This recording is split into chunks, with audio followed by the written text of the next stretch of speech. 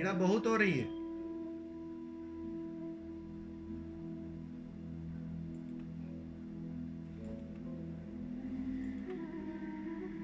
निश्चित ही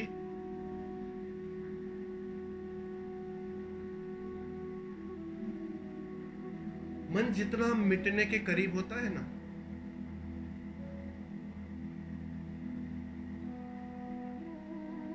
पीड़ा फैलकर दिखाई पड़ती है।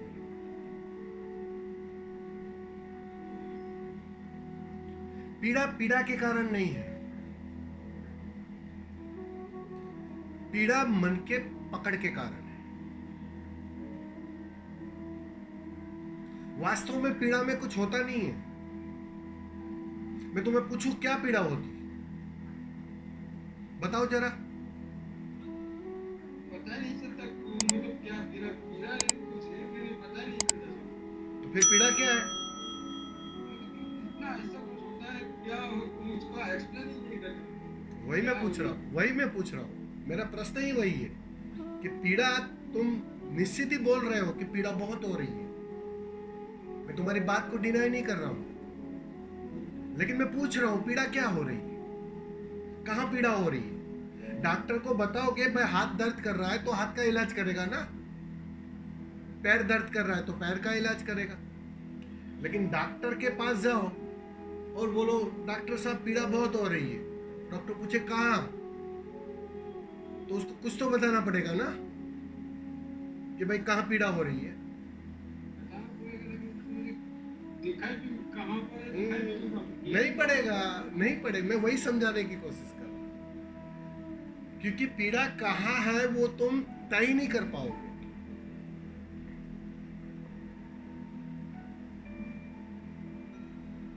ये जो पीड़ा है ना, तुम्हारी मान्यता की पीड़ा है। तुमने पहले जो जोर से पकड़ा था, जो तुम्हें बांधा हुआ था, उसकी पीड़ा है। वो छूट छूट जा रहा है, वो विसर्जित हो रहा है, तुम अपने स्वभाव में लौट रहे हो।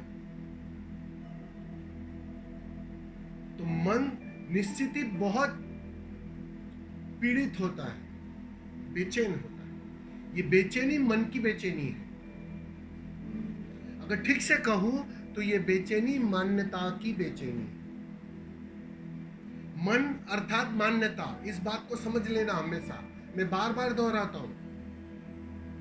मन को कहीं खोजना मत। जैसे तुम्हारा हाथ है, तुम्हारा पैर है, तुम्हें मन कहीं मिलेगा नहीं। वो मान्यताओं का हिस्सा है, वो धारणाओं का हिस्सा है। तुमने कुछ माना है, तुमने कुछ सोच रखा है, पहले से कुछ मान रखा है। उन सबका जो जोड़ इकट्ठा है ना, उसका नाम मन है। हालांकि उसका भौतिक अस्तित्व नहीं है, वो मौजूद नहीं है कहीं। तुम्हारे शरीर में कहीं भी खोजने पर वो ना मिलेगा। बस वो तुम्हारी मान्यता में है, तुम्हारी पकड़ में है, तुम्हारी आदतों में है। जन्मों जन्मों से उसको संजोया है, जन्मों जन्मों से उसमें जिए हैं, जन्मों जन्मों से उसी की सुनी है। सीधी सी बात है।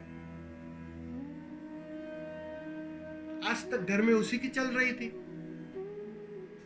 वही मालिक बना बैठा है, वही नियंत्रण कर रहा है, वही आज्ञा दे रहा है, और तुम घसीटे जा रहे हो। इसी को तो गुलामी कहते हैं। सारे जानने वाले इसी गुलामी से मुक्त करना चाहते हैं तुम्हें। वो चाहते हैं कि तुम इस गुलामी में फिर से ना जियो। तो जैसे जैसे तुम्हारी गहराई बढ़ेगी, उतनी ही बेचैनी बढ़ेगी। वो बेचैनी बढ़ रही है मन के तल पर। मन विचलित हो रहा है, खोने से विचलित हो रहा है। इतने जन्मों से मालिक बना बैठा, उसकी मालकियत खो रही है, वो खो रहा है सब कुछ। ये पीड़ा उसकी पीड़ा है, बाकी किसी अर्थों में वो पीड़ा नहीं है। सोचो जरा, तुमसे रंगीन पत्थर छीने जा रहे हैं और मूल्यवान हीरे कोहिनूर तुम्हारे हाथों में दिए जा। बताओ जरा मुझे, पीड़ा होगी? कैसी पीड़ा? लेकिन उस रंगीन पत्थर को ही अपना होना मान रखा है तुमने, उसी को सब कुछ, बस यही सब कुछ है। क्योंकि उस हीरे की तो तुम्हें कोई खबर ही ना थी। वो तो कोई आता है जीवन में, वो तुम्हें उस हीरे की याद दिलाता है, उसकी पहचान करवाता है।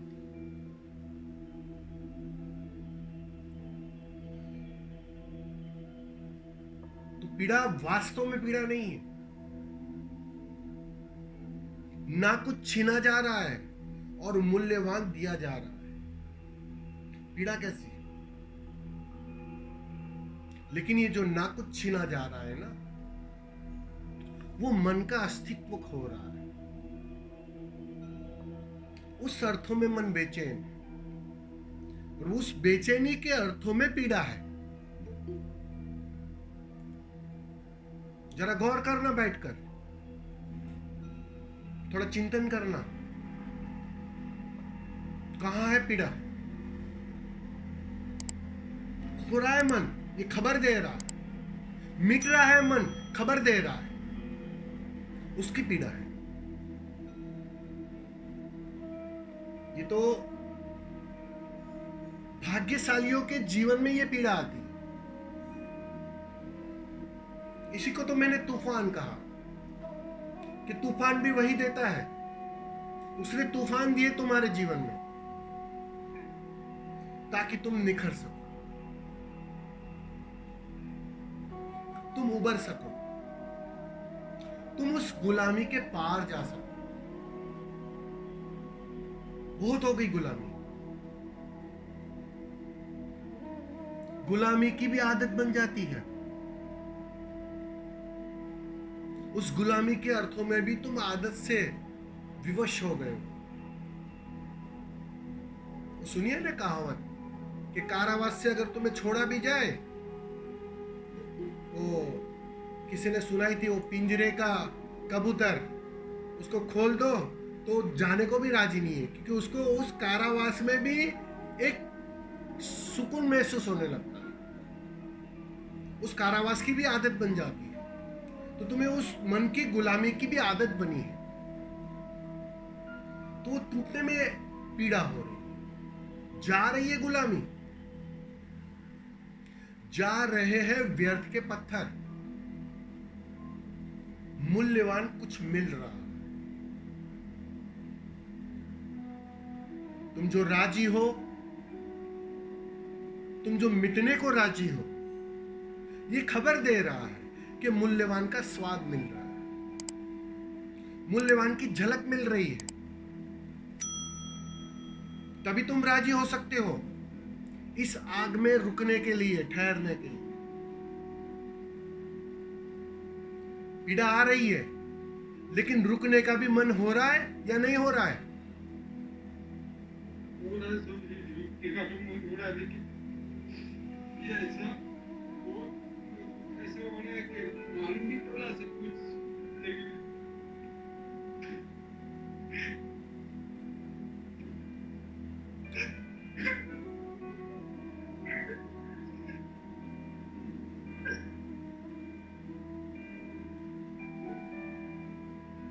साफ साफ दिखाई पड़ेगा कि ये पीड़ा है, ये आग है, लेकिन तुम भागोगे नहीं उससे, क्योंकि उस पीड़ा में ये भी दिखाई पड़ रहा है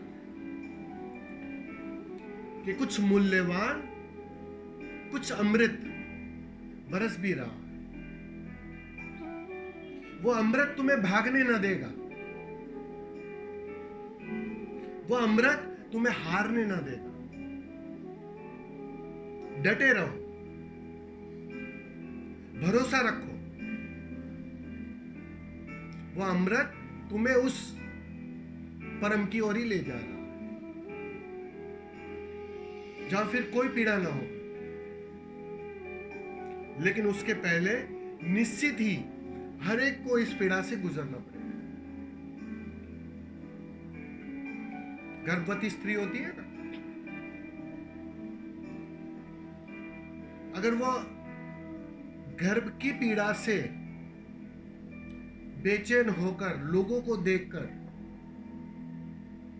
गर्भ से ही अपने को रोक ले, उस निर्माण से ही अपने को रोक ले,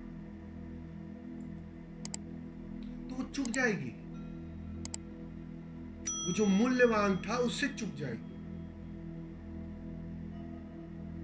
कोहिनूर मिल सकता था,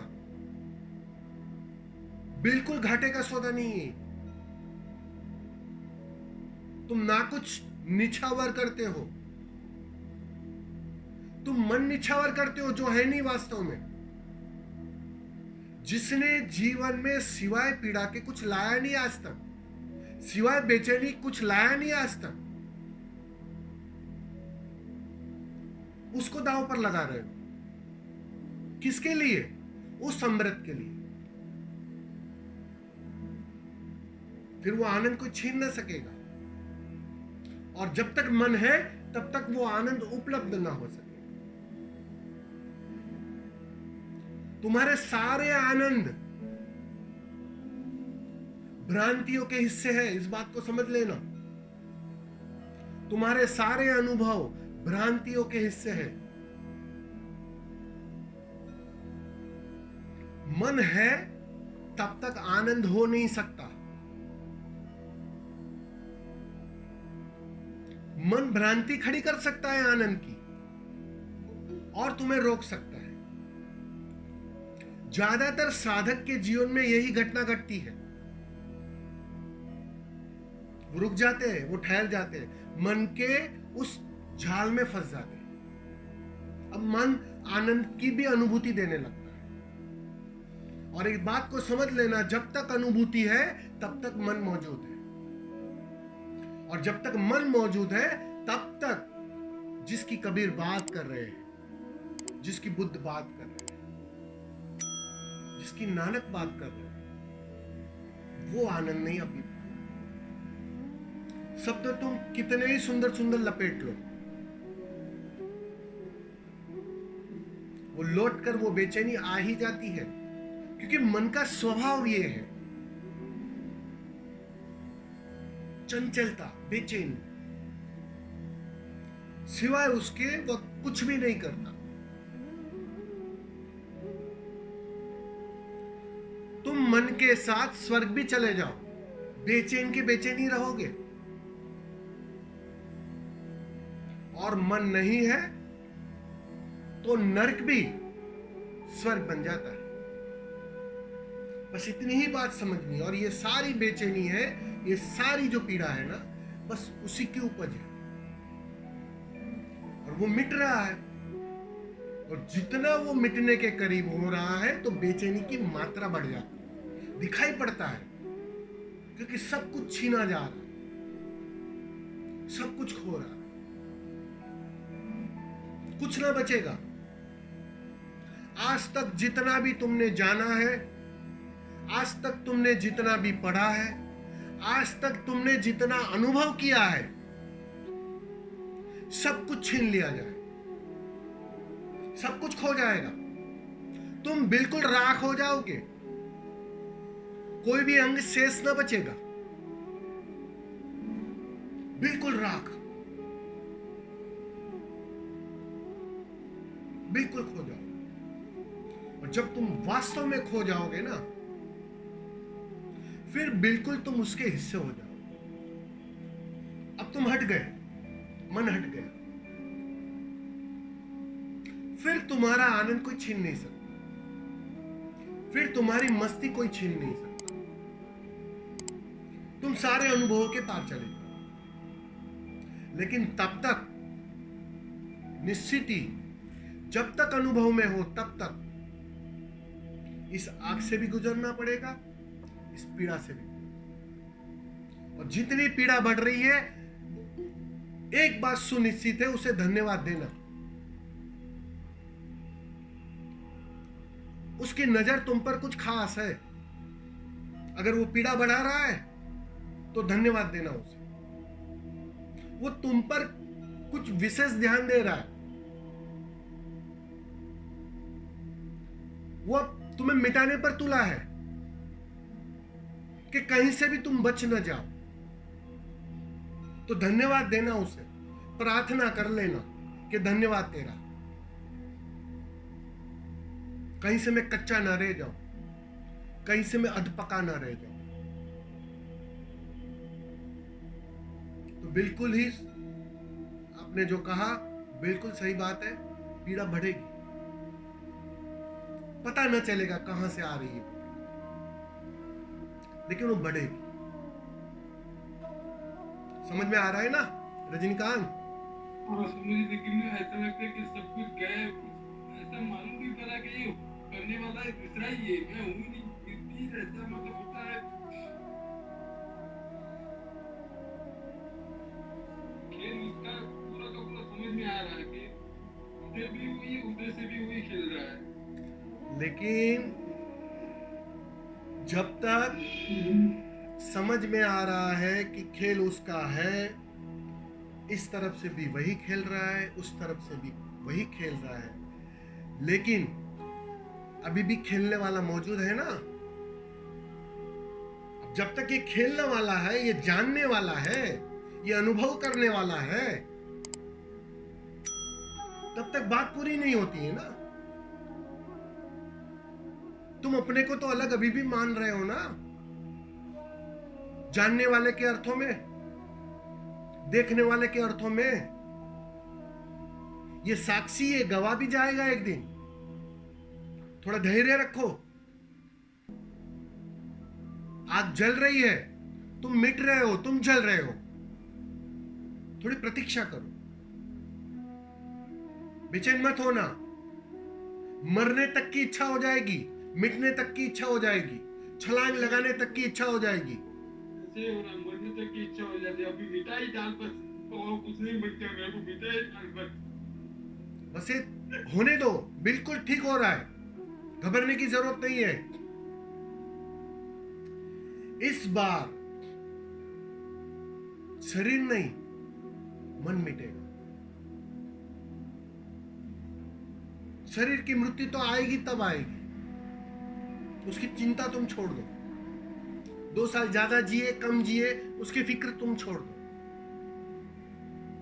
लेकिन इस शरीर का उपयोग करते हुए तुमने मन को मिटा दिया, वो पला है। बस वो शुभ घड़ी बहुत करीब है। भागना मत इस आग से, डरना मत, बस डट के थोड़ा खड़े हो जाना। मिटा रहा है ये, बिल्कुल तुम्हारी हर बात उसी का संकेत दे रहा है, मिट रहा है।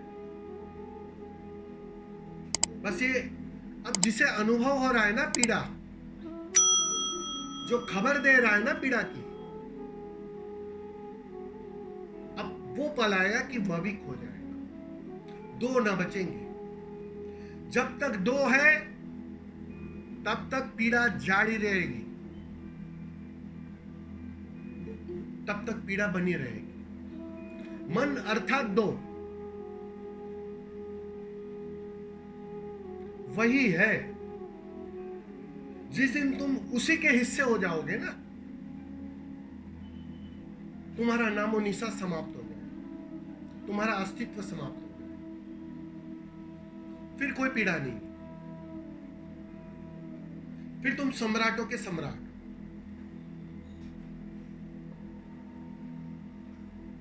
तो वो मिटना हो ही रहा है, वो खोना हो ही रहा है। बस खड़े रहो। वास्तव में अगर ठीक से कहूं ना, सारे गुरुओं का काम ही एक ही है, सारे जागे हुए का काम ही एक ही है कि तुम कहीं इस आग से बाहर ना छिटक जाओ, कहीं भाग ना जाओ। मन करेगा, मन उलझाएगा, मन कहेगा कि बिना काम का मजे से जी रहे थे, कहां इस झंझट में फंस गए, कहां इस पीड़ा में फंस गए। बिना, वो कहते ना, बिना काम की मुसीबत मोल ले ली। मन कहेगा, मन ये सब खेल करेगा। और सदगुरु का काम ही इतना होता है, जैसे ही मन हावी होगा तुम्हें खींचकर उसी आग में ले आएगा, तुम्हें भागने ना देगा। उसका काम ही इतना है कि थोड़ा और रुको, मैं रजनीकांत, और थोड़ा रुक जाओ, कहीं से कच्चे ना रह जाओ, ठीक से जली जाओ, ठीक से राख ही हो जाओ।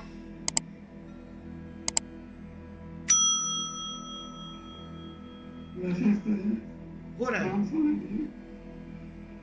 ठीक है।